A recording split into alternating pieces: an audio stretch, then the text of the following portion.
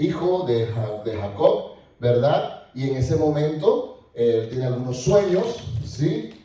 Los cuenta, se los cuenta a sus hermanos. Sus hermanos tienen ahí una situación donde es lanzado, lo lanzan al foso, lo venden, él va al sitio, a unos mercaderes egipcios, y al final termina en la casa de un gran personaje en la época, que es Potifar, ¿verdad?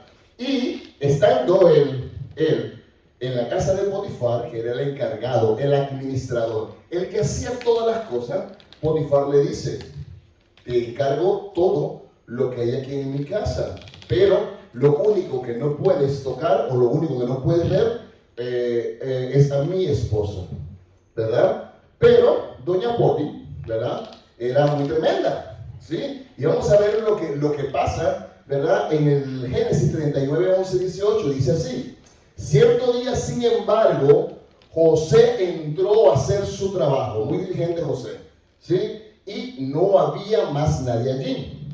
Ella, doña Poti, llegó, lo agarró del manto y le ordenó: vamos, acuéstate conmigo. José, como pudo, se zafó de un tirón, pero dejó su manto en sus manos de ella al salir corriendo de la casa. Cuando ella vio que tenía el manto en sus manos y que el muchacho se le había escapado, ¿verdad?, y que él había huido, llamó a sus siervos. Enseguida todos los hombres llegaron corriendo y dijo: miren, dijo ella, mi esposo ha traído aquí a este esclavo hebreo para que nos deje en ridículo. No. Él entró en mi cuarto para violarme, pero yo grité. Cuando me oyó gritar, salió corriendo y se escapó, pero dejó su manto en mis manos. Ella se quedó con el manto hasta que su esposo regresó a la casa. Luego le contó su versión, ¿verdad?, de lo sucedido. Ese esclavo hebreo que trajiste a nuestra casa, intentó entrar y aprovecharse de mí, pero cuando grité, salió corriendo y dejó su manto en mis manos. Tremenda doña Poti, ¿sí?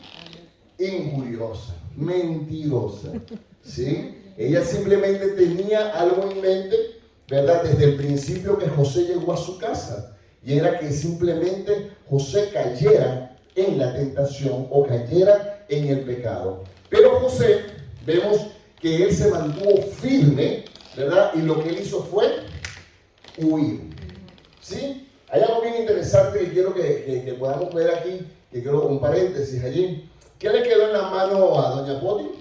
Le quedó el manto, ¿verdad? Por segunda vez, el manto tiene algo que ver con alguien. ¿Recuerdan que cuando Jacob le regaló algo? ¿Qué le regaló? Una túnica de colores. ¿Y qué hicieron los hermanos? Se la quitaron, la rompieron, la rasgaron, la llenaron de sangre y se la entregaron a Jacob. O sea que el manto era como la prueba de lo que estaba pasando en ese momento José, cuando fue vendido y cuando fue injuriado por la señora esposa de Potifar. Somos de los que hacemos bien nuestro trabajo cuando recibimos injusticia, o somos de los que se pueden confiar, ¿verdad?, y sabemos cuidar para no defraudar. ¿Cuántos de nosotros, sabiendo que hay una injusticia hacia nosotros, mantenemos la cordura, mantenemos la profesionalidad, mantenemos la manera de trabajar excelente? Porque a veces lo que provoca cuando tenemos injusticia es simplemente ponernos rebeldes, ¿verdad?, o vociferar, o decir cosas sobre esa persona que nos está haciendo la injusticia. Pero el Padre nos dice todo lo contrario. ¿Por qué? Porque nosotros ante la injusticia debemos reaccionar diferente. Ante la injusticia debemos reaccionar con sobriedad para que las personas puedan ver que tú eres una persona íntegra, ¿verdad? No lo verán en el momento, pero llegará un momento en que sí lo van a poder ver. Somos de los que no cambian por la injusticia recibida por otras personas. Resulta que de repente tú tienes una serie de injusticias en tu vida y ahora eres una persona dura, fuerte en el sentido de que no quieres que ninguna persona se te acerque porque temes que vuelvas a ser víctima de una injusticia, ¿verdad? ¿Cuántas personas hemos sido protagonistas o coprotagonistas de la injusticia? Yo recuerdo que había un cómics hace muchos años en televisión, no sé si aquí lo pasaban, de Calimero. Era un pollito negro que tenía la cáscara de un huevo en la cabeza. Sí. Y él decía, ¡qué injusticia, qué injusticia! Todo era una injusticia para él. Todo era una injusticia, ¿verdad? Entonces, de esa manera nosotros podemos ver cómo José recibió algo injusto en su vida. Ahora, ¿qué es injusticia? Vamos a buscar un término, un concepto, ¿verdad? El término de injusticia se refiere generalmente a la ilegalidad, a la negligencia o la mala conducta o el abuso que no ha sido corregido, o bien sancionado por el sistema legal o el sistema judicial, y también al no respeto por los derechos tanto de los individuos como de la sociedad en conjunto. Así, la injusticia es el beneficio de algunos en pos del perjuicio de otros. Eso es una injusticia. José pasó por una injusticia. El hombre no tenía nada que ver con lo que estaba pasando. Simplemente fue víctima de una mentira, de algo injusto, de una mentira que esta señora armó. ¿Por qué? Porque desde el principio le había puesto el ojo. Pero él decidió honrar a Dios antes que ceder ante las pasiones humanas. José, ¿verdad?, fue probado también en esa área. A ver, ¿en cuántas cosas fue probado José de todo lo que hemos venido hablando? Digamos que en el momento que sus hermanos lo golpearon, ¿verdad?, lo vendieron, fue vendido como esclavo, en todas esas cosas fue probado, ¿verdad? Pero también en la injusticia, en ese momento también fue probado. Josué no solamente interpretaba bien los sueños, él interpretaba bien las circunstancias. Cualquiera que hubiera caído en pecado o cualquiera hubiese estado en desánimo, cede ante esta situación. Imagínese el cuadro. Doña Poti, lo busca, lo llama, ¿verdad? Y si tú no estás parado en la brecha, y esto es simplemente un ejemplo, no solamente en cuanto a lo que Doña Poti pudo haber hecho, simplemente o ante cualquier situación que nosotros hayamos enfrentado o estemos enfrentados de la injusticia. Una persona que nos hace daño, una persona que habla mal de nosotros, nuestro jefe de repente que es injusto porque me pone más trabajo o no ve lo que estoy haciendo o dice cosas en mi trabajo de mí que no son injustas o paso por situaciones. Esas son las injusticias que nosotros pasamos. Pero José fue probado y podemos decir fervientemente que él aprobó ese proceso en cuanto a esa prueba. ¿Por qué? Porque lo que él hizo, en vez de quedarse con esta señora, lo que hizo fue huir. Se fue y recibió un castigo. ¿Cuál fue el castigo? La cárcel. Pero él estaba yendo a la cárcel injustamente. Pero espérate, vamos a ver qué sigue pasando. ¿Sí? Resulta que para el segundo punto, somos ejemplo de la honra o deshonra. En 2 Timoteo 2, del 20 al 22 dice así: pero en una casa grande no solamente hay utensilios de oro y de plata, sino también de madera y de barro. Y unos son para usos honrosos y otros para usos viles. Así que, si alguno se limpia de estas cosas, será instrumento para honra, santificado, útil al Señor y dispuesto para toda buena obra. Huye también de las pasiones juveniles y sigue la justicia, la fe, el amor y la paz, con los de corazón limpio que invocan al Señor. En casa de Potifar había un esclavo que había decidido dedicar su vida a servir. José, siendo esclavo, servía, ¿verdad? No solamente servía a Dios, sino que servía a Potifar. Servía según el cargo de lo que le habían dado, de las responsabilidades que le habían dado. Pero vemos que su esposa ni servía a su esposo, ni servía a Dios, pero sí se servía a sí misma, a sus deseos carnales, a sus deseos, porque si una persona, si en este caso ella, tuviese claro en servir a su esposo, no estuviese viendo lo que no tenía que estar viendo. Y esa situación no hubiese pasado.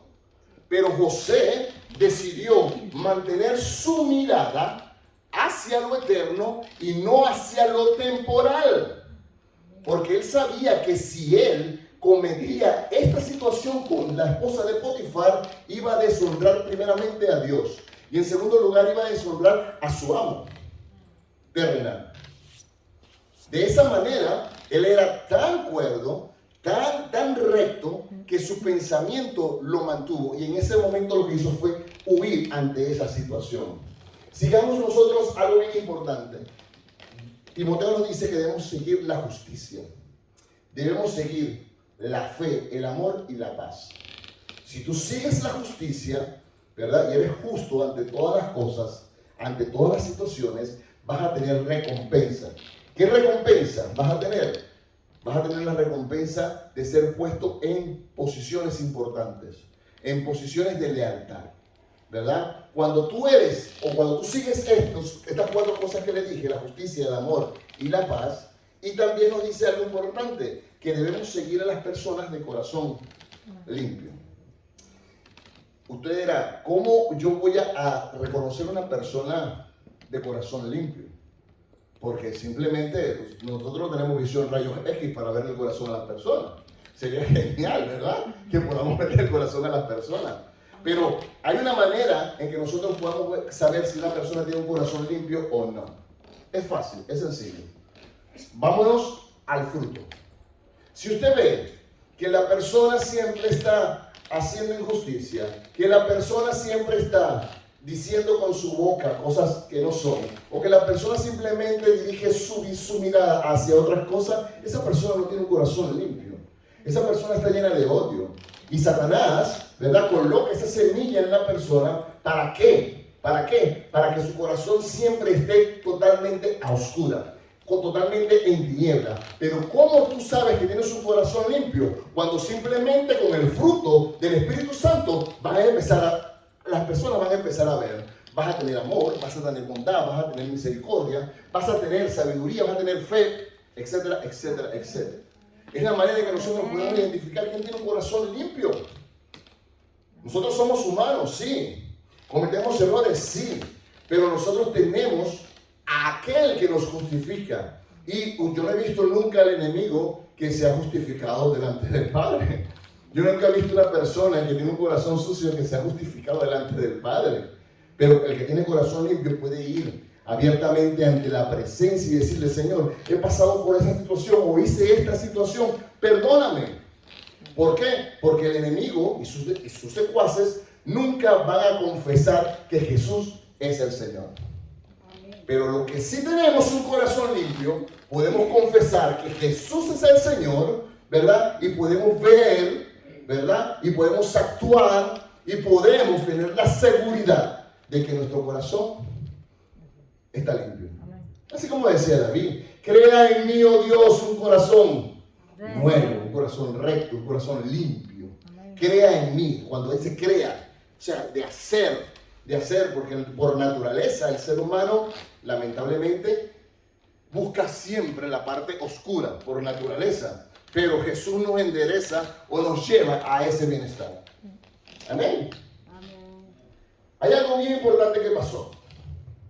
La palabra de Dios me asegura que cuando yo realizo actos cuerdos, cónsonos, o cuando yo realizo, ¿verdad?, de alguna manera una actitud de honra completamente, yo voy a tener una recompensa, yo voy a ser promovido. Es la promoción. Yo me imagino que José en ese momento, ¿verdad?, en ese momento sabía hacia dónde se dirigía, porque si empezamos a ver al principio, Dios le da un sueño, ¿sí? Y ese sueño lo está llevando para ese momento. Y él tenía que atravesar procesos, los procesos que tiene que atravesar para llegar a lo último que él iba a hacer. Pero él tenía que pasar esa prueba, simplemente. Yo no sé qué injusticia tú hayas vivido en el camino, pero cualquiera de lo que tú estés pasando en ese momento, tenlo por seguro que si tú pasas esa injusticia como lo hizo José, vas a recibir una recompensa. Vas a recibir una recompensa del Padre. Mateo 5:8 es un trozo de la bienaventuranza. Bienaventurados los limpios de corazón, y ahí hay una promesa, porque ellos verán a Dios. ¿Saben lo que es bienaventurados? Doblemente dichoso. Eso significa bienaventurado. Doblemente es dichoso, ¿verdad? El de corazón limpio, porque ellos verán la gloria de Dios. Ellos verán a Dios. Amén. Y por último, en todas las cosas que nosotros podemos ver, es que tenemos gozo en la prueba. Santiago 1:12 dice: hermanos míos, tener por sumo gozo cuando os halléis en diversas pruebas. ¿Qué es una prueba? ¿Verdad? Cuando estábamos en la ESO, en la cole, en la uni, ¿verdad? Nos daban una materia X, ¿verdad? Y luego de que habían 3, 4, 5 contenidos, ¿qué venía? El examen, ¿verdad? La prueba. A ver si de alguna manera estudiaste, entendiste, captaste, y tenía dos opciones: o salías aprobado o salías reprobado. Suspendido. ¿Sí? Entonces, en ese momento, cuando Santiago está hablando de que, hermanos míos, tened por sumo gozo cuando halléis en diversas pruebas, es simplemente saber que en medio de una situación que tú tienes, que eres probado, ¿verdad? Tu integridad, que es probado tu ser, que es probado tu corazón, va a pasar si va a ser, en este caso, aprobado o va a ser reprobado. Continúa diciendo: bienaventurados. Hay unas bienaventuranzas bien interesantes. Bienaventurados los que padecen persecución por causa de la justicia. ¿Qué creen ustedes? ¿Que José fue justo o injusto? ¿Que él siguió la justicia o la injusticia? Él siguió la justicia plenamente. Y entonces él es bienaventurado porque él padeció una persecución. ¿Qué pasó? En el momento que él es arrancado, ¿verdad?, sus vestidos, él sale corriendo, ella grita, arma aquel show completamente, ¿sí? La recompensa, aparentemente, no la vemos nosotros en el momento, pero él fue de una vez a la cárcel. Pero en la cárcel, él estuvo allí, donde él empezó a prosperar también en la cárcel. Y de la cárcel, él sale a lo glorioso. Entonces el proceso fue de esa manera. Un proceso que tenemos en cuanto a la injusticia. Pero si nosotros sobrellevamos esa injusticia y sobrepasamos esa injusticia, colocando nuestra vista, nuestra visión, nuestro norte en lo eterno, esas cosas no nos van a afectar. Amén. Lo vamos a lograr, vamos a pasar la prueba. Amén. Porque simplemente esas son las zancadillas que nos pone el enemigo para que nosotros perdamos lo eterno. ¿Qué hubiese pasado hipotéticamente si simplemente no cambia la bendición a aquel personaje por el plato de lentejas? ¿Se recuerdan? ¿O qué pasaría con nosotros si nosotros en algún momento de nuestras vidas, una situación, nosotros la hayamos pasado, esa injusticia, hayamos pasado la prueba completamente? ¿Cuántos de repente nos hemos desviado de ese camino? ¿O cuántos de nosotros hemos perdido esa visión? A mí me fascinan las carreras, ver esas carreras de caballo, y cuando yo veo los caballos que tienen las gringos, las cosas estas que les ponen acá para que ellos no vean, ellos simplemente tienen puesta su mirada en el carril, y ellos saben que ellos tienen que llegar a la meta. Así mismo tenemos que hacer nosotros. No importa cuántas veces nos digan, cuántas veces nos injurien, cuántas veces nos ofendan, cuántas veces veamos pasar injusticia en nuestras vidas, cuántas veces, porque yo siempre me hago esta pregunta: ¿qué hubiese hecho Jesús?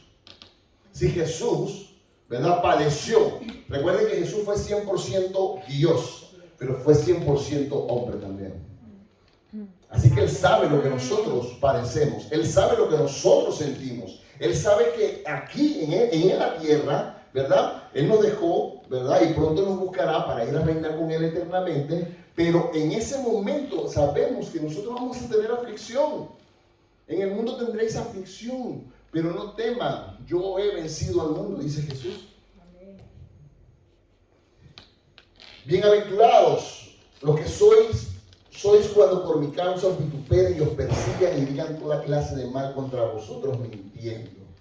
Gozaos y alegraos, porque vuestro galardón es grande en los cielos. Porque así persiguieron a los profetas que fueron antes que nosotros. ¿Verdad? A veces es contradictorio el hecho de que tú me digas, ten gozo en medio de una prueba. Recuerden que hay una diferencia entre tener gozo y tener alegría. La alegría se te va en un 2x3. Tú puedes estar ahorita, echamos un chiste aquí, o nos acordamos de algo, o estamos celebrando una situación, estamos alegres, pero recibimos una llamada que nos cae mal y en ese momento perdimos la alegría.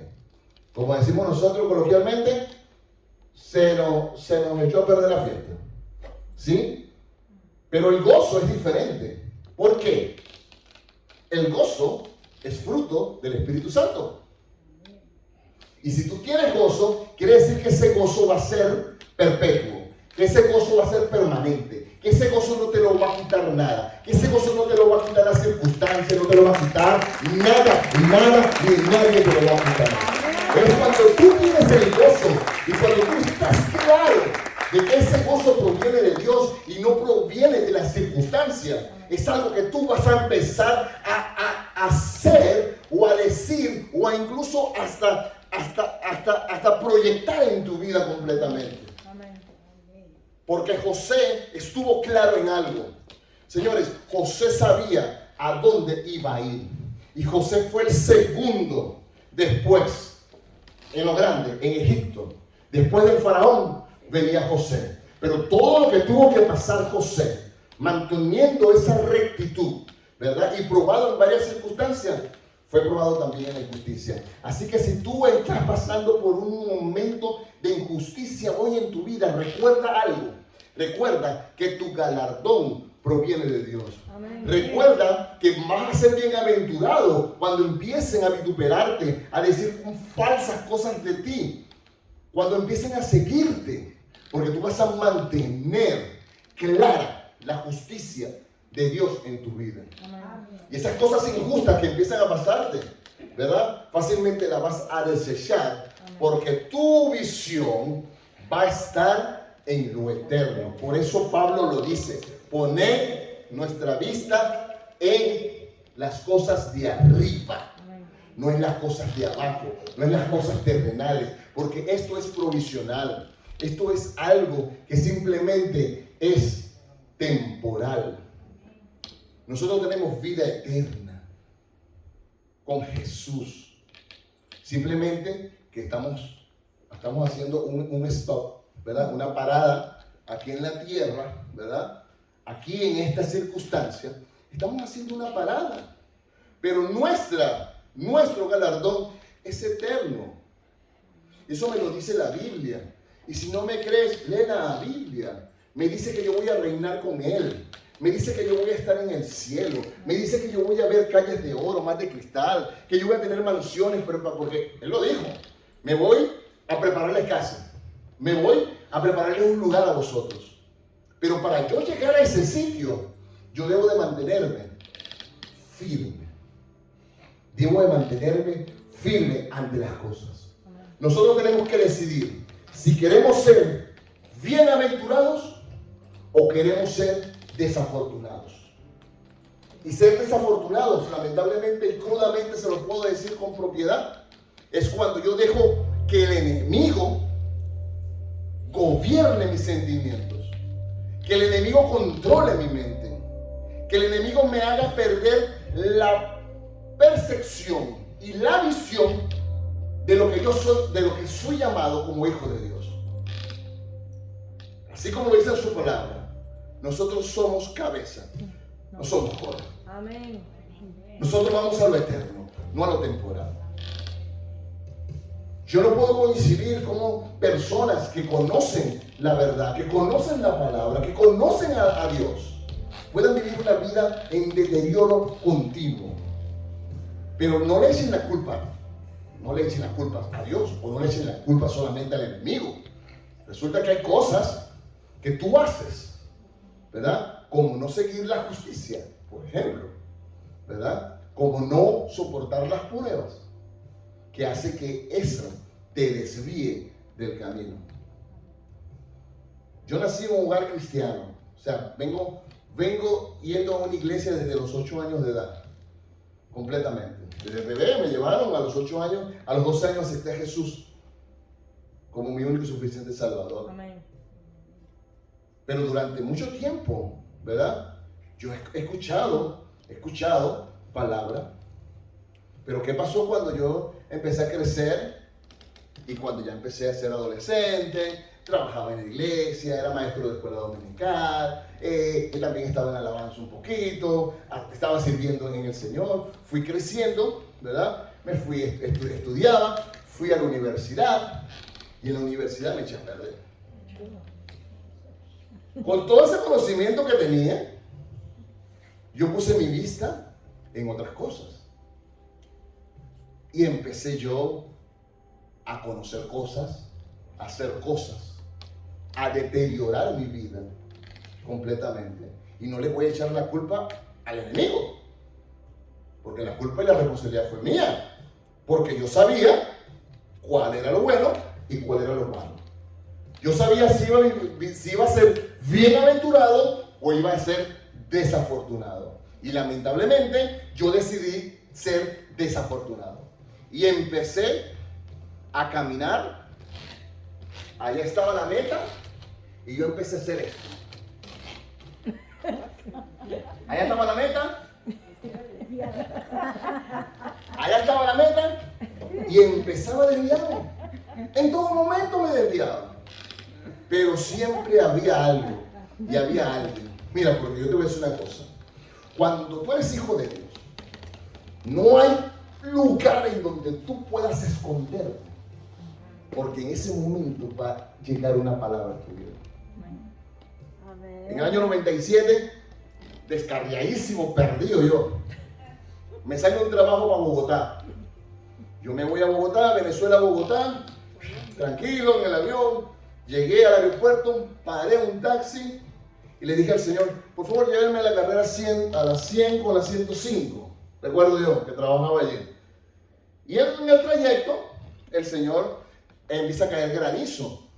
Y yo nunca había visto granizo. Y yo le digo al taxista, párate un momentico, que yo quiero ver el granizo. Entonces empecé a tocar el granizo. Y entonces él me dice, eso es gracias a Dios. Y yo, ¿qué? Gracias a Dios. Y empezó el hombre a evangelizarme, a predicarme. Resulta que en ese momento existe Jesús, hay un Jesús que te ama, y yo, hay un Jesús que vela por ti, y yo, Y entonces yo al rato le dije, bueno, sí, yo era cristiano. ¿Qué? Estaba descarriado, Dios. Y el hombre ha hecho una oración en ese momento por mí y me dice, Señor, en el nombre de Jesús, que este joven pueda volver a tus caminos. Y yo decía, Señor, ni en Bogotá me pude escapar de él. No me pude escapar en Bogotá de él. Pero obviamente, les voy a decir sincero, entró por aquí y salió por aquí. El sentimiento solamente me duró un poquito nada más, porque después en Bogotá, bueno, lo que conocen Bogotá me echa a perder. Más todavía. ¿Ah? Más todavía. Pero gracias a la misericordia de Dios, gracias a la misericordia, bueno, Angie de Bogotá, ¿verdad que sí? Gracias a la misericordia de Dios, llegó un momento en que yo decidí ser completamente afortunado. Y ya no quería ya que el desafortunio, la desfortuna llegara a mi vida y que yo empezara a vivir una vida desordenada completamente. Cuando tú vives una vida desordenada, mira esto, es interesante esto. Cuando tú vives una vida desordenada sin Cristo, no hay problema en tu mente. ni en tu corazón, porque no tienes el conocimiento de que existe o de que Jesús está haciendo algo en tu vida. Pero cuando tú llevas una vida desordenada, conociendo las promesas de Dios, conociendo lo que Dios está haciendo en ti y tiene para ti, ahí tu mente empieza, tu corazón empieza a inquietarse, porque hay una lucha entre nuestro hombre interior. Si tú quieres odiar a alguien, y con mucha propiedad te lo voy a decir, si tú quieres odiar, o no vamos a utilizar la palabra odiar, si tú quieres tener un enemigo, ¿tú quieres tener un enemigo? No, pero yo les voy a recomendar que sí, tengan un enemigo. Su enemigo se llama Satanás. A ese sí, ¿verdad? A ese sí. A ese sí. Porque él nunca va a querer lo bueno para ti. Él vino al mundo a matar, a destruir, a hacer pedazos tu vida. Él cuando dijeron tu nombre, dijeron Jorge, y Jorge fue inscrito, porque cuando yo dije, Señor Jesús, yo te acepto como único y suficiente Salvador, automáticamente mandaron un email en el ángel y puso Jorge Donato Marcial Contreras, está inscrito en el libro de la vida. Amén. En ese momento, el diablo dijo, Jorge, vale. Y empezó a buscarme. Y así pasó con cada uno de ustedes cuando recibieron a Jesús. Cuando su nombre fue inscrito en el libro de la vida, usted se ganó un enemigo. Entonces tu enemigo no es tu prójimo, chico. Tu enemigo no es tu próximo. Todos somos totalmente diferentes. Y Dios nos dice que debemos soportarnos los unos por los otros.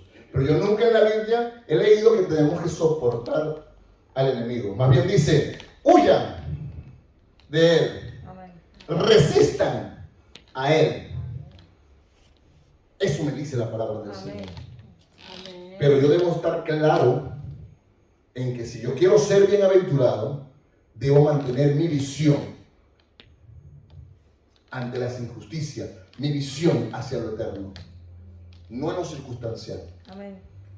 Nuestro galardón es grande y viene de parte de Dios, no viene de parte del hombre. Amén. Nosotros nos equivocamos, sí, pero aparte de que nos equivocamos y conocemos su palabra y tenemos su Espíritu Santo en nosotros, recuerde que el Espíritu Santo nos redarguye. La palabra de Dios es útil para enseñar, para instruir, para redarguir en justicia, a fin de que todo el mundo conozca a Dios. Amén. Amén.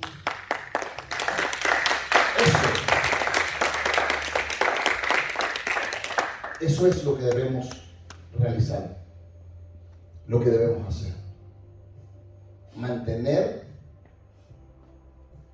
nuestra visión. José no fue desafortunado. Él decidió ir a la justicia que le causó persecución. Lo llevaron a la cárcel, pero inmediatamente fue premiado como el segundo de Egipto. Eso es lo que quiere hacer el Padre contigo. Gracias, Señor. Nuestro galardón es grande y viene de parte de Dios, recuérdalo. Amén. Y no de nosotros. Amén.